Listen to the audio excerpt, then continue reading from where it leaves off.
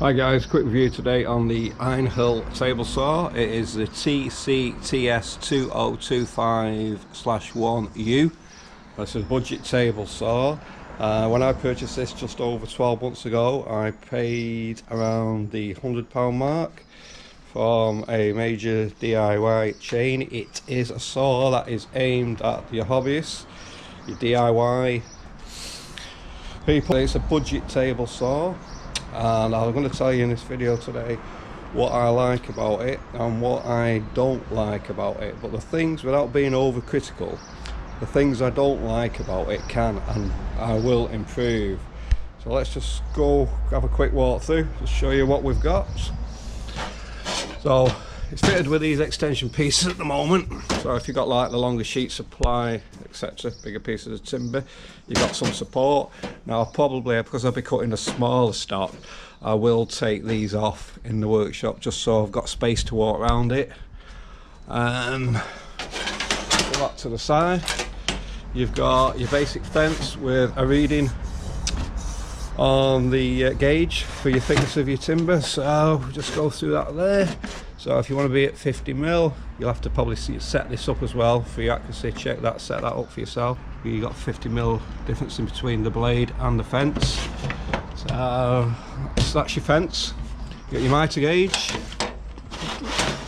which you can adjust for your angle. Set at like 45 at the moment. You can twist this round, slacken that off to get your angle, and also you can slacken those two off and slide those up and down. Slide that up and down. Give you some support for your timber there. Blade, 24 tooth, which is a ripping blade, which is alright for rough work. Finer work, you're going to need more teeth. And press steel top gauge on here to slacken that. So you're at 90 degrees at the moment. Slacken that, take that round, 45 degrees, 90 degrees. Let's get that back in there. Well, when I first bought the saw, there was a bit of setting up to do. I had to set this to get me, as you can see, I'm just slightly off the scale though. The scale's irrelevant because I've got my set square. Bring my square up. See, now I've actually set that blade up so we're at 90 degrees to the table surface, and the same with the saw fence. We're at 90 degrees to the surface. You see I've got a little bit of a dip on that surface there, a little bit. I don't know if you can see under that roller, so, but where I'm cutting I'm flat, so again 90 degrees, so I had to set that up. And also parallel from blade to the fence, you need to be parallel there, otherwise you're going to be cutting out askew. That's plastic, which I wasn't keen with. I was hoping that would be steel, but it seems okay. Supporting legs seems sturdy enough. You've got spanners on the side for the blade changing, 2 spanners. You've got these stabilising legs where you're going against the cut, so it gives you a little bit of stability.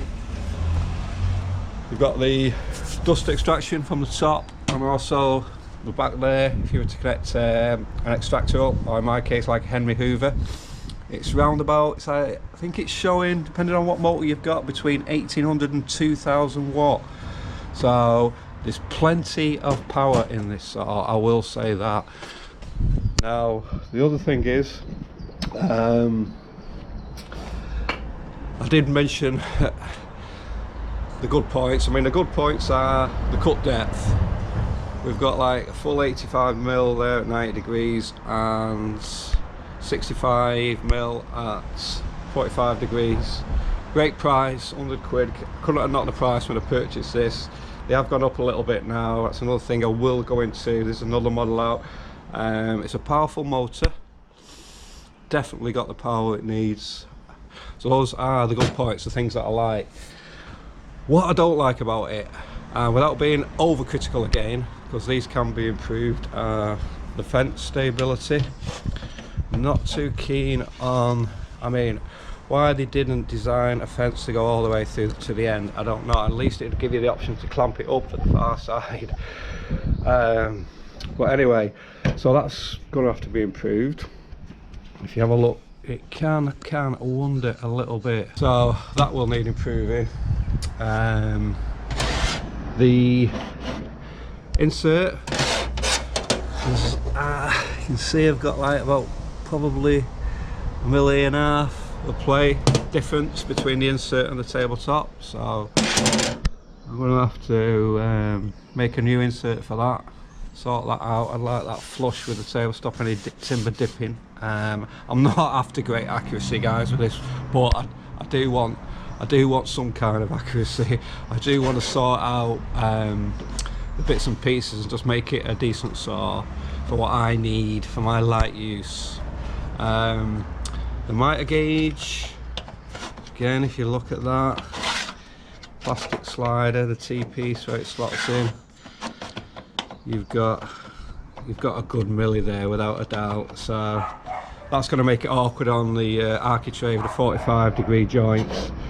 So I'm going to actually do something with that as well.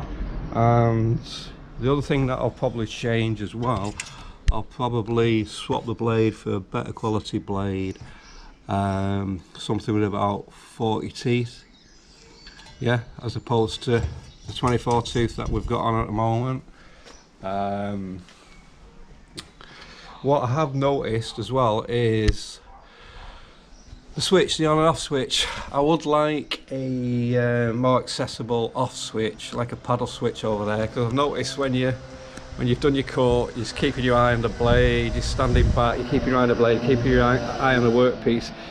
It's a little bit of a faffing about looking for the off button. So I'd sooner be able to just, you know, flick the switch and it's off, and safety, just keep my eye on everything. So I'll probably be upgrading that.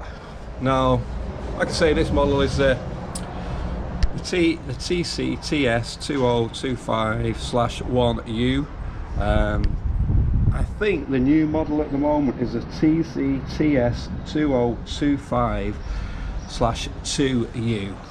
Now, I'm not sure what exactly the improvements are on this saw, but I believe there have been a couple of upgrades. Now, the only thing I've noticed is, just visually, is that the blade guard is a clear perspex, so, which I would assume that had been a clear perspex, to be honest with you. So I like to keep my eye on the blade at all times, but I think they may have altered something on the fence, but there again, don't take that as gospel. I'm not sure on that. If any of you guys have got the latest version of that saw, I would appreciate that if you'd let me know what exactly the improvements are and whether they've taken any feedback on the bits and pieces that we could improve. But like I say, I mean, not being overcritical on this saw. I mean, it's going to do me for the money.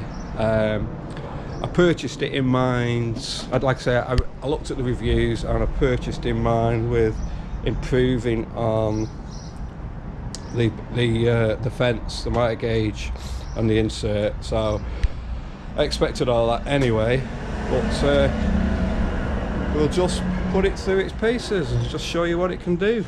Comes with a push stick, of course, which is something that you definitely need. We've checked it all for square, everything is 90 degrees. Fence is 90 degrees. So, right, and that's got, yep. Run a piece of timber through it. Let me just go and plug it in.